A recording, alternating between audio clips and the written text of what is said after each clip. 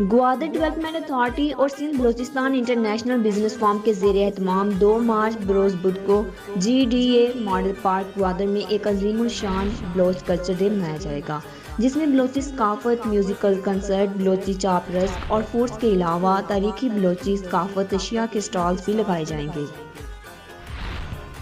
Director general development authority Gwadar Mujibur Rehman Kamrani ने कहा है कि Sindh Balochistan international business forum के साथ भरपूर ताउन करेंगे, जबकि Sindh Balochistan international business forum Pakistan chapter के सदर अरशाद रिशाद ने कहा कि बलोच कल्चर हमारा असासा है, हम दुनिया को ये कल्चर रोशनास कराएंगे।